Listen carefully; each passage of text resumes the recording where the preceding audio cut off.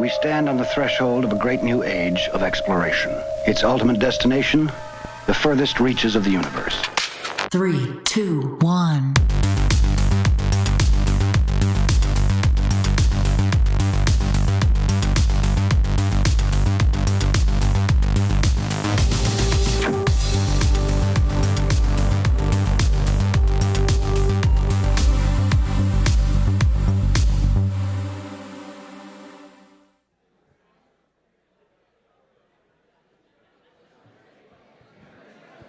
Good evening. How you guys doing? Good? Thank you. One person remembers who I am. That's phenomenal. I'm excited. I really am. These two people. Thank you. Two people. I really am. We were back there hanging out with all the speakers. They're going to be fun. They've got a good personality. They may have some jokes. They may have some things. They have a long list of things they want me to do as well. So we'll get to that in a minute. But look at you all. You guys look great. You guys look wonderful. Good for you for getting out and doing something. I had to be here, but you guys got out. You got a ticket. Who came with a coworker? Anybody come with a coworker? You did? You too? How was that? Who got the tickets? Who printed off the tickets? Are we going together? Are we getting an Uber? Jan drank too much last time, so we probably need to get an Uber. It's a thing to get out, isn't it? But you're here. You're here. We appreciate you being here. And for those of you that are joining, live streaming, PBSNC, thank you for joining us as well there. This is a beautiful space, isn't it? Who's here for the very first time? Wow. Okay. Who's ever seen me do this before? Wow. Okay, so I did the very first one back in 2013. And I did it for probably 7 to 8 years in a row. We would do them every single third Thursday. I planned a wedding, a honeymoon, the birth of a child, all around this event. And for those of you that are still here, what are you doing with your lives? It's been 6 years since I've done this. There's free beer. That's true. True. Now, who came with somebody on a first date? No? I didn't think so, but, fun fact, actually somebody met at an RTP180, got together, dated, and they're now married. Good for them. Good for them. So, if you are single and want to bring a first date here, this is a great spot. We do have a pretty good average.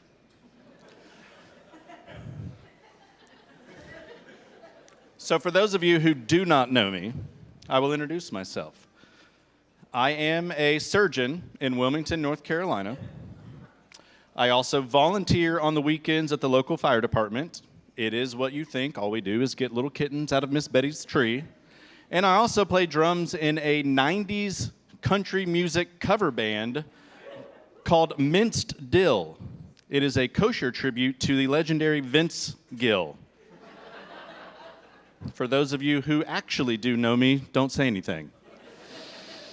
But I do live in Wilmington, that is true. I'm not a surgeon. I sell hurricane shutters, so far from being a surgeon, I work for the family business. I do graciously thank RTP for having me back. I walked out and I have not been, we moved down to Wilmington. This is the first time I've been back into this building since doing it for the last time about 6 years ago.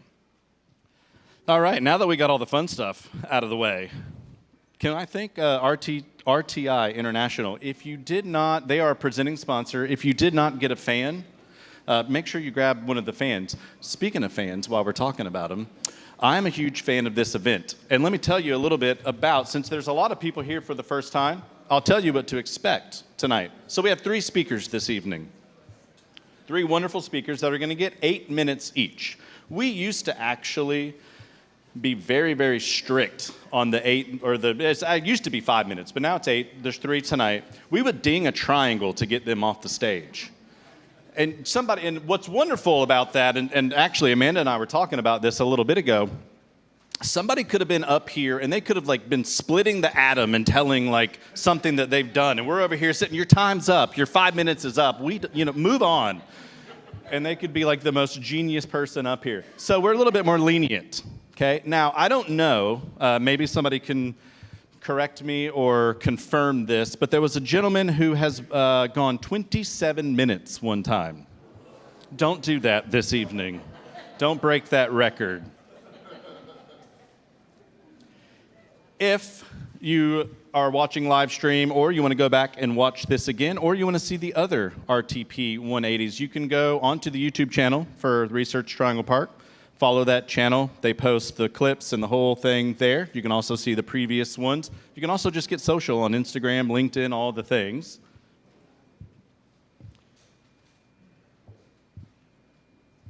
Yep. And I mentioned the space. So you were sitting in the Frontier building. What is very interesting about this building, I remember, this is like one of those like walk uphill both ways things, but I do remember working on the introductory video for this building about 13 or 14, or about 12 years ago, give or take now. And it's really, really cool as I was driving in. It has been a while since I've come out here. All the things that the current CEO had visions for and all the things that have actually come to fruition. And it's really cool. I mean, it's like this doesn't even look, this spot looks the same, but like the box car, box yard, all that, it's tremendous what you guys have going on out here. So take advantage. You're sitting in a free co-working space. So if you're between Raleigh and Durham and you need a spot that's not a coffee shop, restaurant, et cetera, and you just want to plop down and knock out some emails or just stay for a little bit, you can come hang out during the week for free. There's also office spaces that you can rent. There's also tons of events. I think there's 600 events this year going on out here. That's a lot. There's yoga, there's lunch and learns, there's all sorts of things. There's happy hours, there's this event every quarter as well. So make sure you jump on to the website, rtp.org, find out all the information, look at the events tab, and see what's coming up. Now, why are you here? You're here for RTP 180 Ag Bio. We had a speaker, actually, first time ever. First time ever. He goes, now what's the topic tonight? I was like, you're a speaker. You can't do that. You're supposed to know why you're here. Who saw the cow out there? Yeah?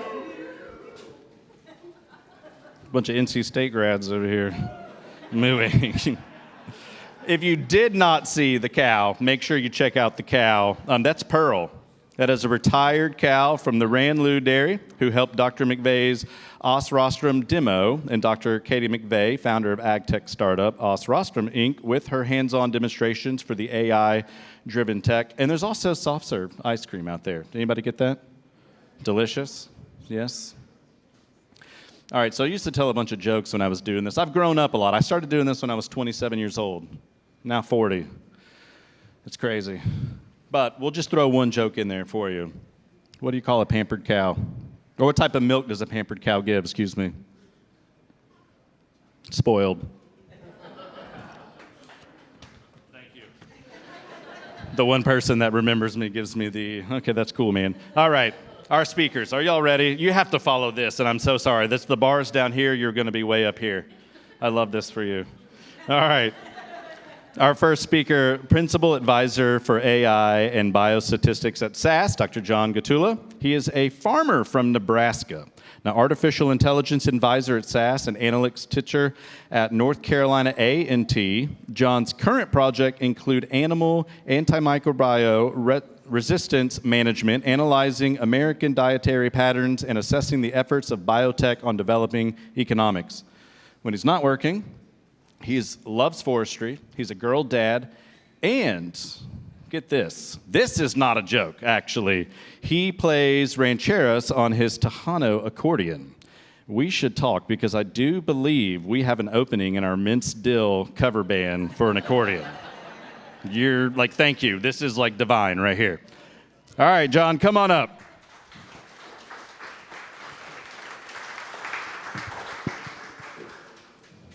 Well, thank you very much. And it's an honor to be here. And it's just wonderful that we have this resource here in RTP. It made all of the difference when I moved here in 2014. And it really reminds me of like being in Silicon Valley, having a resource like this, a place like this where we can come to, where we can meet each other, where we can collaborate, except the people are nice. All right. So what do you do for a living? No, seriously, this is a networking event. I need a volunteer. What do you do for a living? What's that? Journalist. Thank you. Education research. Excellent. What's that? Auditing. Very good. These things capture the breadth of what we do in RTP. Things that are high-tech, quality-focused, fact-driven. Thank each of you for the work that you do to make RTP what it is. One thing I didn't hear, farm labor. Who here is a hoe hand? No? Because when you look at most of the individuals depicted on King Knox's tomb, they are removing weeds, whether behind a plow of an ox, whether removing trees to clear land, or whether using a hoe ahead of someone sowing seeds. In fact, throughout human history, the number one expenditure of labor has been in the weeding of crops in fields. This is a scene that is still common today in many parts of the world, including in the United States, including in areas with high value or horticultural crops where people tend the crops by hand. Now, like many of you today, I work in a cushioned, air-conditioned office building, and it's absolutely wonderful.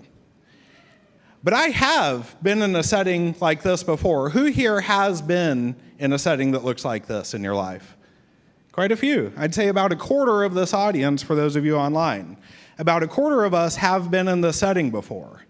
And I tell you, for those of you who haven't yet been in this setting, because one day we may very well return to this, for those of you who haven't yet been in this setting, it really puts it in perspective when you're at the end of a hoe, at the end of a long row, with 100 more rows to go, out under the hot sun. It's amazing the things you wish for. Like, what do you wish for in your office job, right? You might wish for a promotion. You might wish for a more relaxed timeline. You might wish for a better manager. When I was out here, working in a research setting, yes, but still hard labor nonetheless, I remember wishing for a cloud. It's true. Yet, the fact that we are not doing this job, that we have the choice of a vocation and an occupation to not do that, is a testament to choices we have made as a society to be able to do other things. After all, it wasn't that long ago that the majority of people were involved in farm labor. Today, only 1.3% of Americans are doing farm labor every day. Yet, those of our grandparents' or great-grandparents' generation, chances are more likely than not that they were directly involved in farm labor. So how can fewer and fewer of us continue to do the labor that allow so many minds and so many hands to continue doing all of these other wonderful RTP-related things? It's because we've gotten more productive with the land that we have.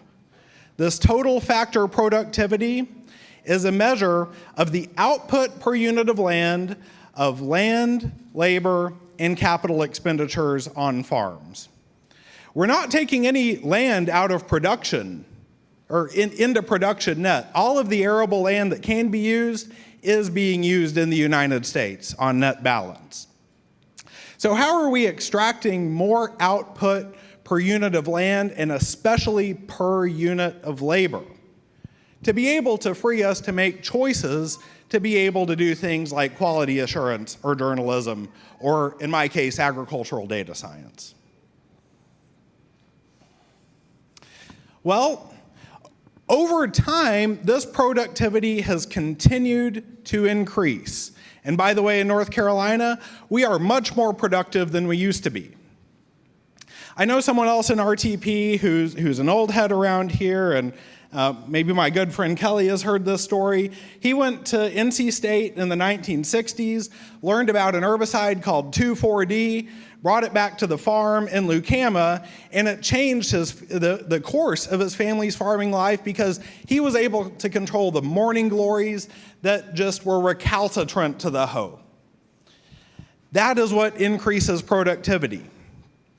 Herbicides, pesticides, new varieties of crops, mechanization.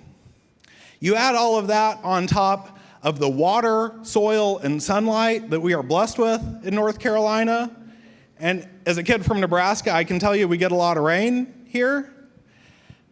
Our productivity outpaces the rest of the United States and will continue to do so through 2040 at least, by my projections. Now, I mentioned pesticides. Those include herbicides, insecticides, and fungicides. And because we have a warm and wet climate here in North Carolina, we need a lot of those. But as you can see here, our pesticide use is net stable or perhaps going down. Why is that? It not only has to do with chemistry, but it has to do with biology and mechanization. Biology, things like planting cover crops to suppress the weeds under, in this case, the soybean, to keep those weed seeds from germinating. Or plastic culture, in this case in a strawberry field, again, to suppress weeds. I cannot emphasize how important weed suppression is to be able to give us the choice to do the vocations that we want and live our lives. It's not only about hand weeding now, but it's about chemical, biological, and mechanical weed suppression technologies. And then in addition, my work with Dr. Greg Goins at NCA&T and NC State as well is also helping advance precision agriculture, adding data and AI as a synergistic factor to all of these technologies. That's my day job. That's exactly what I do. So that we bring all of these things together. When you garden and you see a malady, and for those of you who haven't got your hands dirty, who don't have this hands-on experience, I would encourage you to do so. We have dozens of community gardens available to us in the Triangle. You're going to see powdery mildew of cucurbits. You're going to see aphids on your brassicas. You're going to have Johnson grass to pull, and you're going to see nutrient deficiencies on your raspberry. You are going to realize that all of these maladies have a cure and a cure at hand so that we are not experiencing famine, which is a blanket statement that can be applied worldwide anywhere that is not experiencing a war zone. So that we can all eat like pharaohs and sit like one too. Thank you.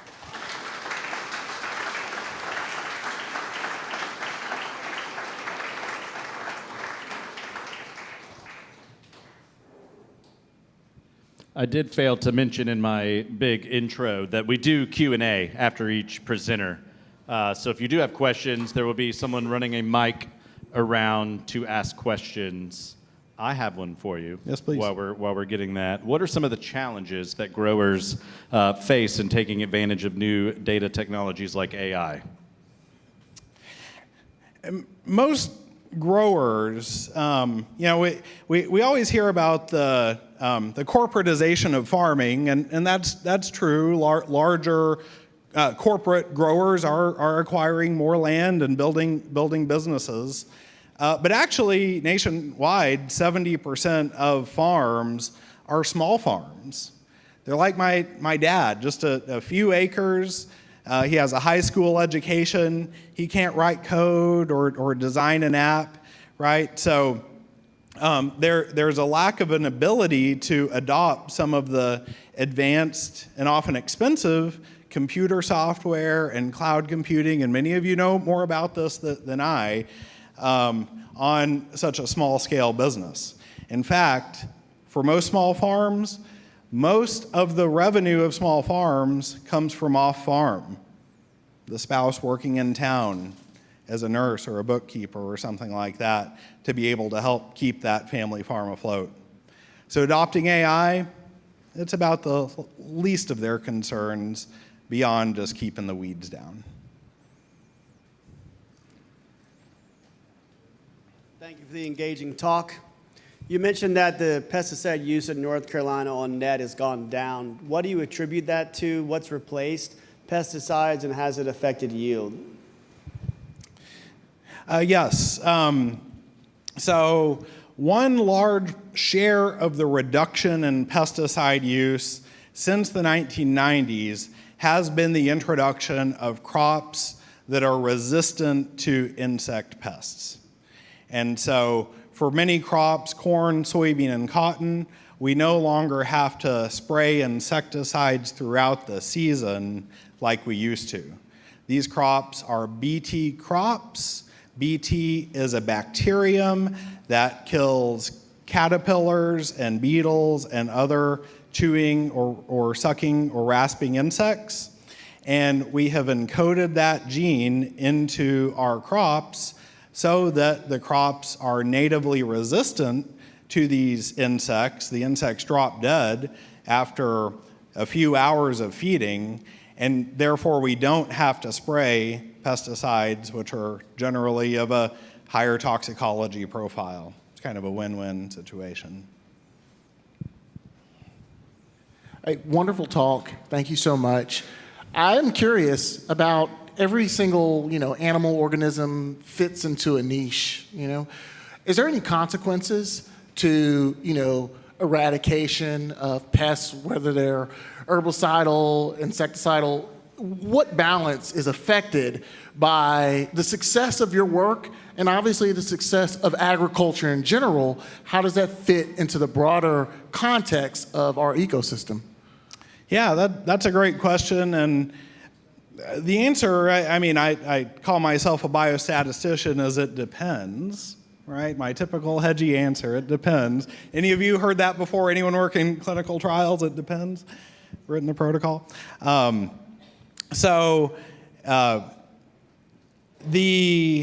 Agriculture is inherently disruptive on the native ecosystem. It's just a question of disruptive for what and to what extent. And there are some environments that are certainly biodiversity hotspots that are absolutely more susceptible than others. And so you compare an environment like the Nebraska prairie with a relatively limited species ecosystem versus the Sahel in Brazil, Mato Grosso, or going into Amazonas. There's certainly a lot more biodiversity in tropical or subtropical regions. And not to mention, because plants require warm days and cool nights for optimal carbon synthesis, for optimal photosynthesis respiration balance, the more that we plant our crops in environments that are like the prairie with warm days and cool nights rather than just hot all the time like a rainforest, the higher productivity we get. And so when considering the balance of needing to feed ourselves and our livestock and supply the fiber that we need and quality of life goods like wine and certainly CBD is way up there, right? There are many crops that we grow for fun and pleasure too. When considering that balance, we certainly would want to orient more of our agriculture to the least disruptive ecosystems. Yeah, thanks for the question. If there's one more, if you could speed lightning, maybe saw a hand, one more. All right, speed, we've got 1 minute. Speed lightning, quick answer. Thanks for the talk. I'm a product of one of those small family farms that you mentioned. What can we do as a tech industry to enable those small family farms to take advantage of the advances in AI and technology and things to help them just imbue those operating procedures into their farms and take advantage of it if they're not, a corporate farm that has unlimited resources, so to speak. Yeah, let me ask a follow-up to that, if I may. Where does the proprietor of the family farm go for information? When the proprietor needs a trusted advisor, who do they turn to for information today aside from AI? Well, I've been out of it for 40 plus years. So when I was in it, it was granddad or a neighbor or an uncle or something, right? Yeah. So it was tribal knowledge type stuff. Right. Today, I would imagine it's just Google searching or whatever. But sure. A lot of those small family farms you mentioned, especially in rural areas where I'm originally from, are not savvy typically on being able to find that information on their own. Yeah. I mean, I think ChatGPT and LLMs have done a lot to democratize AI, right? And I mean, I work in AI every day. I see the problematic nature of some of these technologies, but let's be honest. ChatGPT scores over 90% on the Certified Crop Consultant Advisors exam, where 70% is required to pass, right? And so there is certainly something to be said about the technologies that are available to the public today to be able to fill in some of those gaps. Just don't check your brain at the door. The other thing I would mention is there's a critical role still of cooperative extension, providing their knowledge and their insight, which they have for 150 years as who I believe are the most trusted advisors of farmers, and being able to bring the insights of AI through that existing platform within those existing relationships.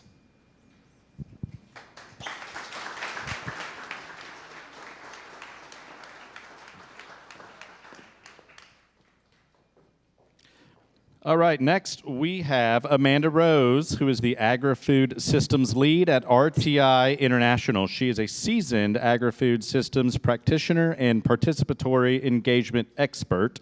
She helps philanthropic donors, collaborative networks, and other partners develop holistic agricultural innovation strategies and adaptively manage programming to improve outcomes for farmers and rural communities. Page. Sorry, almost done. It's good. It's long, but it's good. Amanda is passionate about people, places, and work of agriculture, informed by her experience growing up in a farming family in eastern North Carolina. Miss Amanda, the stage is yours.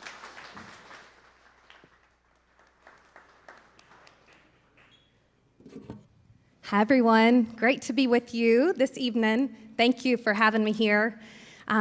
Like Will said, I'm Amanda Rose. I'm an agri-food systems lead with RTI.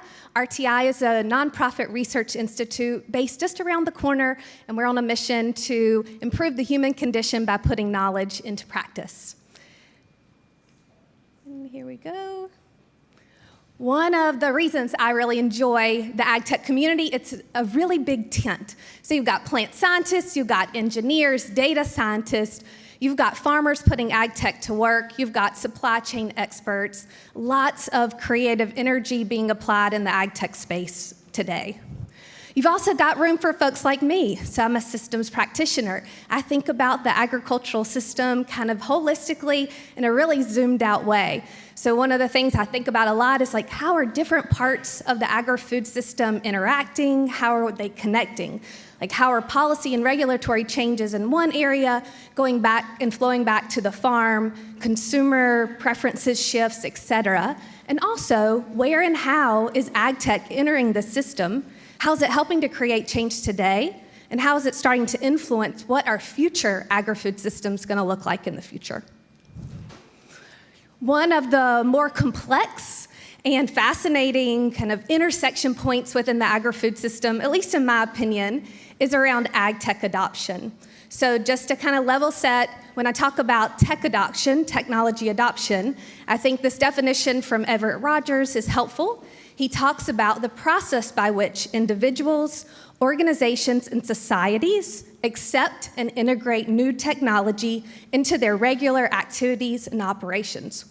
So we think about AgTech adoption. That's really how farmers and others integrate and routinize their technology and their business practice for improved outcomes on the farm and beyond. Now, the reality is we have a pretty mixed record when it comes to AgTech adoption. So this is just a point-in-time kind of picture from the USDA that says across different types of AgTech options and as applied in different types of farm environments, we have either really high adoption rates, like with yield monitors, yield maps, soil maps, guidance, auto steering for particular types of farms, typically large farms, and then it's relatively spotty in other places, especially for small farms. And of course, some of those AgTech options on the right are newer, so it makes sense that they're just starting to come up the AgTech adoption curve. One of the things we know about AgTech adoption, it's not just about one thing. There's not one determinant. There are many variables that come into play when kind of influencing whether a farmer adopts a new technology or not. And so, understanding that kind of mixed history, I've observed and others have observed a shift in the AgTech community and saying, look, we've got to get much more farmer-centric in our approach to AgTech development. We have to really better understand farmer needs and realities in order to really bring solutions that make sense for them in their business environment. And the point I would like to make in terms of bringing that holistic, that wide lens view on AgTech is that we have to remember farmers don't operate in a vacuum. They operate in a really complex market environment in which they have themselves a lot of different customers.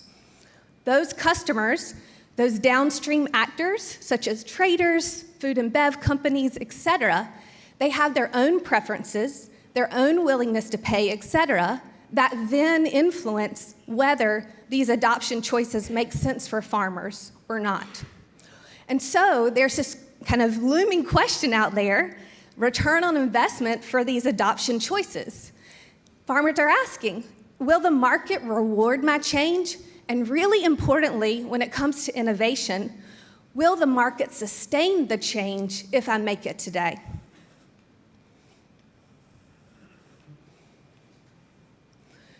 One of the images that really brings this home, for me at least, is the US food dollar. This is work from the USDA, Economic Research Service, that breaks down for $1 of food expenditure spent in the US on food grown here and manufactured here, where does it go in the food supply chain? What's really fascinating, at least to me in this visual, is that farm production is about 7.9 cents on every dollar. All that other economic activity is happening off the farm. And so think about that in terms of influence over the business choices that farmers are making. And so the question is, well, how do we ensure that AgTech becomes that set of tools that enable farmers to readily and competitively work within that complex market environment? And I think there are a couple of things that we can really bring out, make more in focus for AgTech development, and maybe not just at the individual company level, but as a sector, working collaboratively together with companies and farmers to think more about interoperability and flexibility of these products, these services. How do they work together? How do they build towards these integrated AgTech bundles that really work for individual farmers, that those market contexts and realities they're working in are so incredibly diverse. So how do we better equip them with tools that they can mix and match and they can bundle in unique ways? How do we experiment and test those bundles for them so all of that burden isn't on the individual farmer to figure that out for themselves? I think there's also an opportunity to think more critically and creatively about the business models and the innovation we're doing in business models that are then enabled by technology, but not necessarily driven by technology. In that way, technology becomes an enabler of market opportunity. One of the things I'm excited about, particularly for North Carolina, and in an environment where we grow more than 80 crops and we have really diverse farms, is that North Carolina, along with its innovation prowess, has an opportunity to be an experimentation hub for those integrated AgTech bundles and those new business models that work for small farmers. And as just a teaser, in order to kind of paint that picture more clearly, colleagues and I at RTI have been working on a study to really assess opportunities and assets for North Carolina's AgTech innovation ecosystem. It's going to be released publicly in June. It's along with Dr. Goins and others who are part of an NSF-funded CROPS initiative. CROPS stands for Climate Responsive Opportunities in Plant Science. And so we'll be excited to share this study in just a few weeks and hopefully paint a picture for more opportunities for this type of work in North Carolina. So thank you.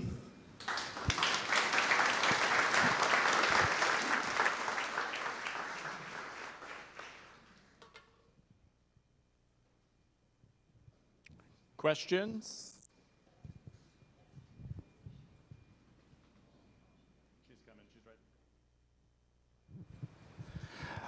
So one of the graphs you mentioned, you have shown, it has the drones as one of the AgTech.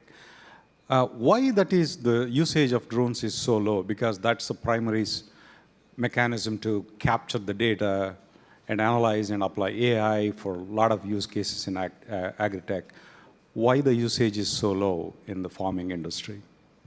Well, as I mentioned previously, there are many factors that go into those decisions. I think there's a reality of time in terms of folks being exposed to new technologies and learning and figuring out ways to apply. So if you think of something like precision agriculture, we kind of think about that as pretty, standard in a lot of farming environments. It's taken us 20 years to kind of get to that stage. And you can consider that temporal aspect of new technology introduction as well. I think also, and I'd have to look into the data a bit more, how are these technologies being used by farm operators like for their own use versus like drone as service, which I know is a different type of business model, and how that gets figured into USDA data I would have to look into more clearly or closely. Thank you.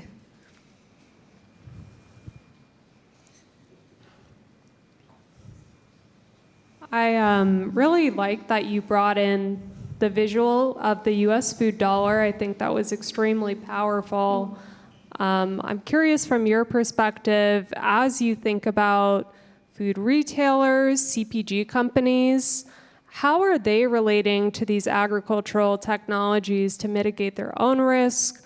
What are they valuing? How are they seeing kind of these business opportunities? I think we've seen a lot of hype around carbon markets. I think we've seen some disillusion with like the dissipation of the Partnership for Climate Smart Commodities program. So I'd love to hear your thoughts on that. Yeah, great question. And I actually have colleagues here who work really closely with some of our partners in the large food and bev companies.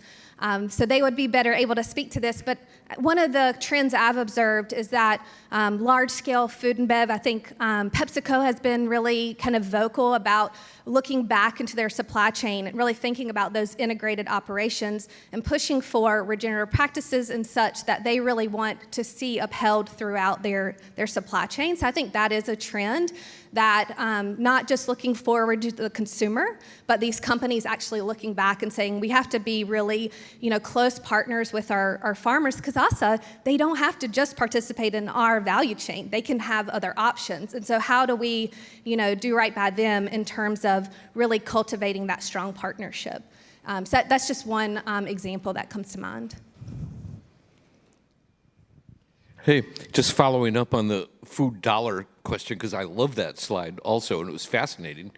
If I recall correctly, 34.9% of the food dollar was food services. I'm not really sure what that is. Could you elaborate on that a little bit? Yes, and I appreciate your question, and I actually looked into that because I thought that caught my eye as well. It really has to do with folks who are, some of the calculation in that is food at home and food away. So food service in terms of going and getting food from outside of your home. And they observed an uptick, especially in folks having the kind of convenience food with dual income families and such. A lot more of the food dollar is spent outside of the home than in. Thanks, Amanda. So you mentioned bundles. I think you called them AgTech innovation bundles. Could you elaborate and paint a picture of exactly what those could be and entail? Great. So I think we often think about these AgTech options in isolation. So we heard John talk about pesticide and biologics, and then we had the example of robotics and drones and such. And there are opportunities, I think, to think about, okay, if you're a farm of this size in this market, what combination of those things are best for your business opportunity? And farmers are doing that, right? They're combining things very creatively, but they're having to figure that out on their own instead of that being kind of presented and tested with them so that we understand return on investment, not just at the individual technology or innovation option, but return on investment for the suite of options that we have. All right, I think we are at time.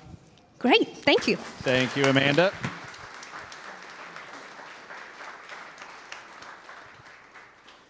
Now, if you'll recall, earlier in the evening, I said there was one presenter that asked what the topic was this evening, and I don't want to call anybody out, but said presenter has not gone yet. But Dr. Gregory Goins is a professor of environmental biology at North Carolina A&T.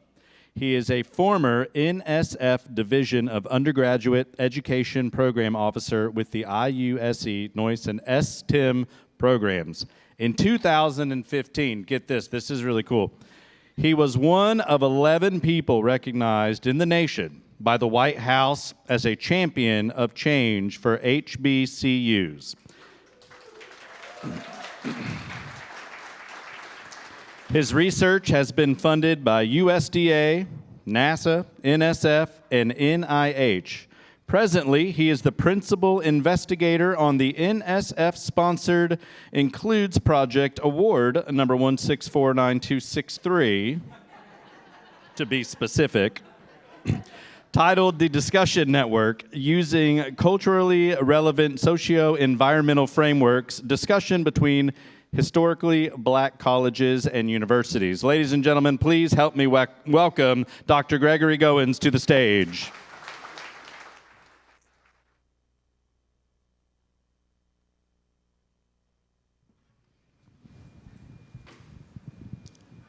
Thank you, Will. I appreciate that. You're quite a host, and you picked right up where you left off. So, and I want to thank Cassandra for organizing and keeping us ready for today. And didn't we? Let's give another round of applause for our first two speakers. Yeah, Amanda and John, y'all are awesome. So I'm really worried now. So, but I will. I'm going to talk a little from the heart as we go to our next slide. Which I think I do.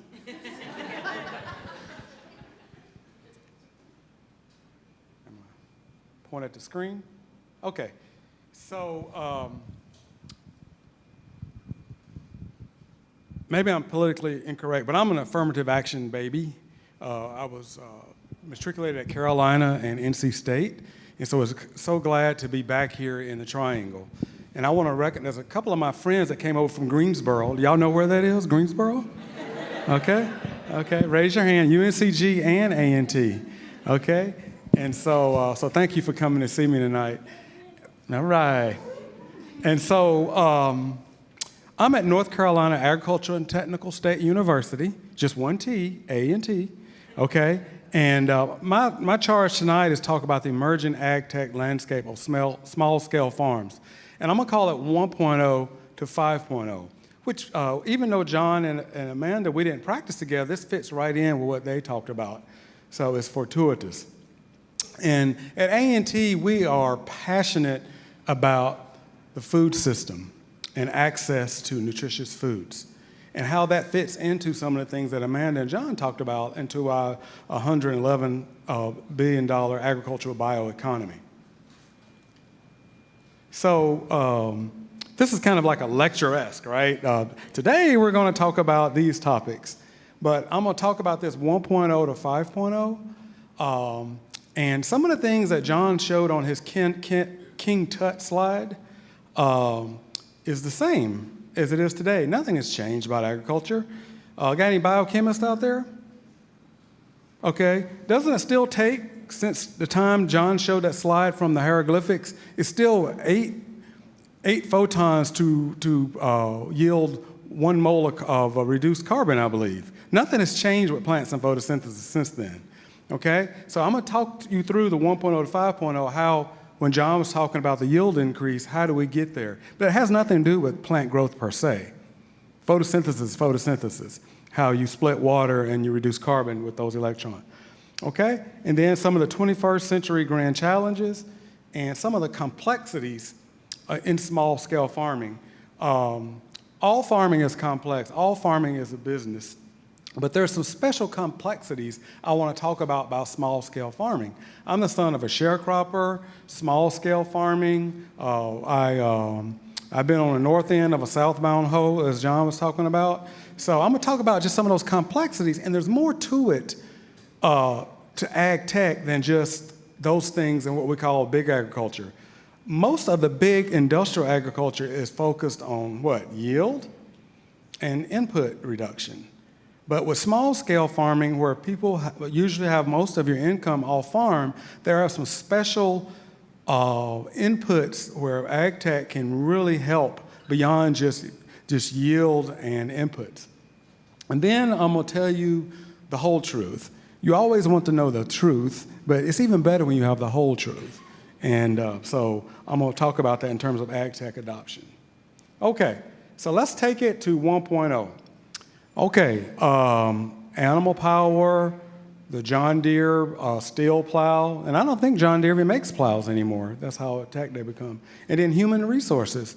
And American history is replete with a dark history with human power, whether if it was slavery, indentured servitude, or even sharecropping like where I came from.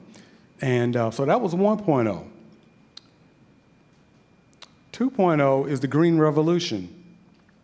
Several companies right here in the triangle are still part of this, where with Norman Borlaug in Minnesota, where the plant breeding and economic practices, along with synthetic chemicals and mechanization, the Industrial Revolution, led to higher yields to be able to feed the world with a burgeoning population. But the thing to remember, though, the whole truth, is that a lot of the Green Revolution, not by omission, but it really wasn't so much concerned about the environment as much. And we're finding out that we're keeping the things in the Green Revolution, but we also now looking at these technologies that came with the Green Revolution in terms of plant breeding and synthetic chemicals, but also what impact does it have on my environment? My friend from Grimsley asked that question. See, I caught you texting, didn't I? Okay. All right, then the 1990s, we got into GMOs, yield monitor precision ag. And that's really handy for large farms where you got nice, neat rows, it's straight, and you're able to put a picture over the field, you know exactly where you are by using satellite guidance. And that's very nice for large farms. But the input cost, or the upfront cost, I should say, is quite high. So you have to have a timeline on return on investment if you're going to use this type of equipment. Then 2000s, where we are now, drones, which can be used by small-scale farms and large-scale farms. There's some spray drones out there. But you have to realize drone technology is all dependent and as a function of battery, okay? Because water is heavy, okay? And so then CRISPR and other things like that. Now, this is the take-home point. I'm going to talk about the 5.0. We're in a 5.0 area of agriculture now, where science meets society. That's what we do at A&T. We're looking at science and technology blend with the socioeconomics and sustainability.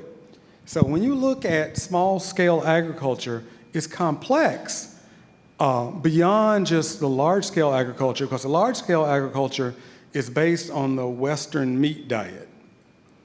Okay, so some of the times when you see charts and diagrams, you have to remember most of the time, USDA, I think a small farm is what, 2,000 acres? But I'm not talking about that. I'm talking about the North Carolina flue-cured tobacco size farm, 10 acres, 5 acres, 40 acres.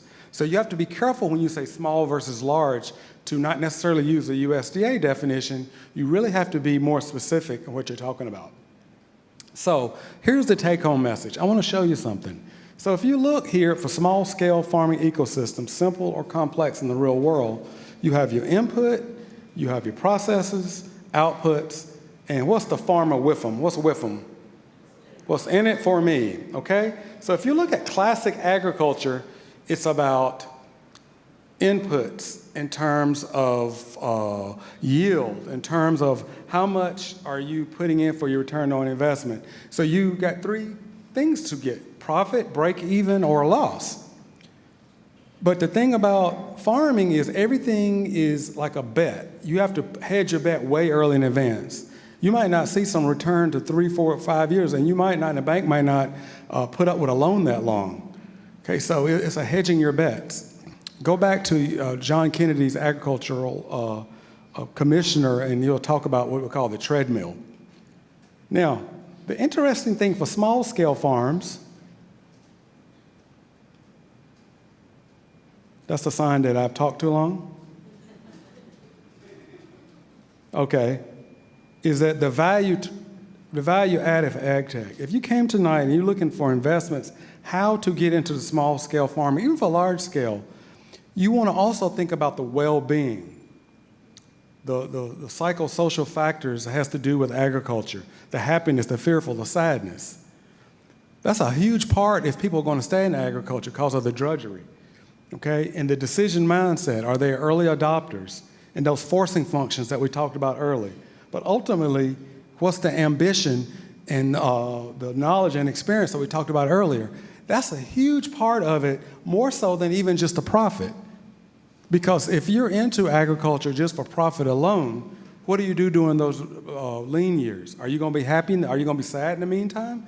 Well, the AgTech allows you to concentrate on your farm, but to feel more informed about what's happening at an earlier time in that return on investment curve. Okay? And I'm getting a sign saying it's time, so I got to stop here. So thank you very much.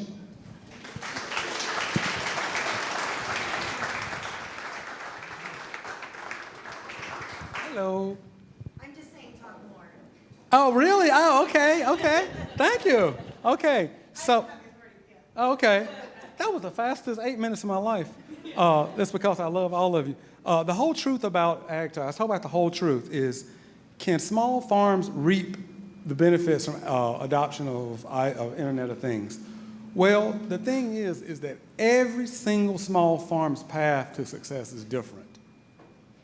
So you just can't Google on one page, oh, that's the answer, okay? You gotta have a well-crafted AgTech adoption. And John talked about the extension service that's localized for your county. There's 100 counties in North Carolina.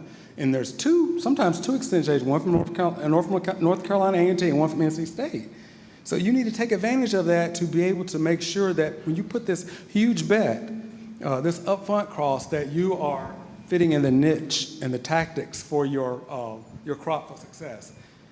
A, B, and C is very important. You have to be obsessed with the customer. Okay? You almost got to be like a family member. You got to know your customer, so that if you're going to make an advancement in your technology, does that fit that customer? And you have to have patience. But at the same time, you have to move very fast. But not to the point of fear of missing out, but you have to have patience, but you still have to move and put that upfront cost early into the system. And then you got to focus on an AgTech that fits the niche. Okay, we looked at CBD oil recently. Everyone just jumped in, and it was a niche, but there was not a lot of what I can say, knowing about what the customer and things like that. And so that's a good example that it didn't work on the first turnaround, but things will come back. So A, B, and C, that's the take-home message. Thanks. Thank you for giving me that time. I guess, is it questions, or would I use up my question time, Cassandra? I have one for you. Okay, go ahead. As a granddaughter of a sharecropper here in North Carolina, I have my mom is from Wake County, and so they were in Wake County. Very rural. Yes. Big tobacco county at one time. And Yes. that's my question. Being from here and seeing the change in Wake County and the urban sprawl, how are we keeping up and making sure that we don't lose all of our farmland? Like thinking about that ecosystem, how does that impact? Right. First of all, if someone owns the land, it's their right. I'll put that disclaimer. It's their right to do what they want to with it. But at the same time, they must, when heirs property, where you're getting into, you must be well informed that if you are going to get out of agriculture, if you look at the long term, the macro level, that you're making sure that investment is just not the quick get rich money now. You look at a county like Harnett or even Chatham County. Just a few years ago, they were low on the bottom of the totem pole, and now they're just as rich as Wake County. So it behooves someone in North Carolina, like you say, that to hold on to that land, you would never be able to invest and make that type of money from the stock market. So land value is just going to keep going up and up. So with your relatives in the heir property, that's what you must convey to them, that that's the best banknote they can have is the land.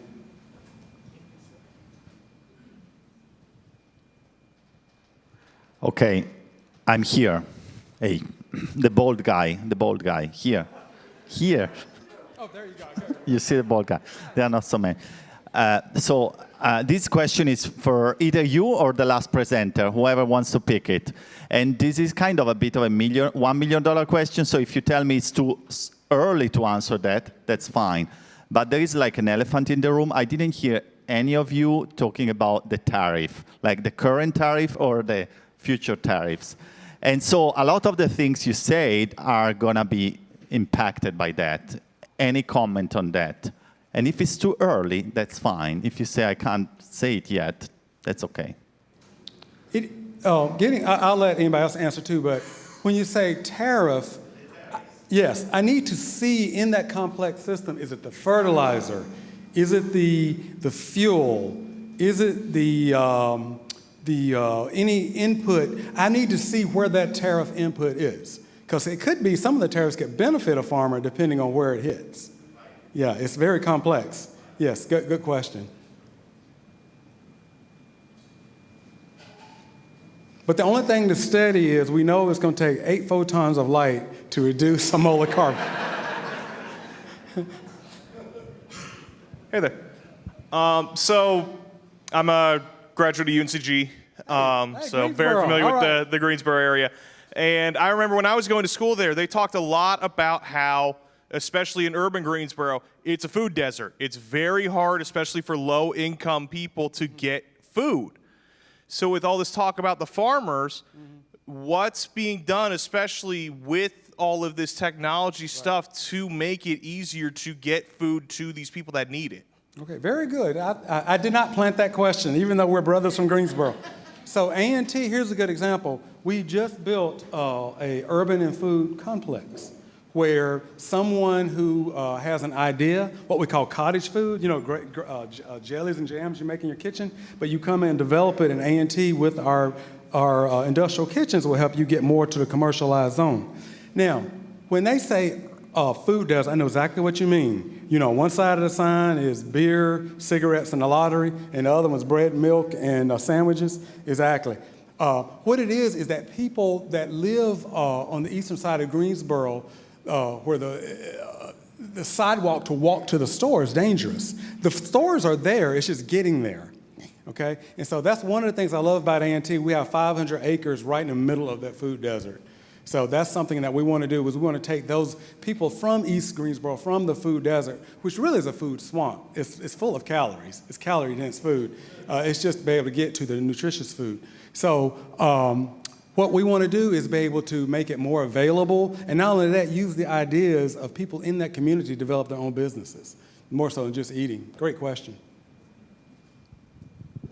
All right, thank you, sir. All right. I'll let you step down.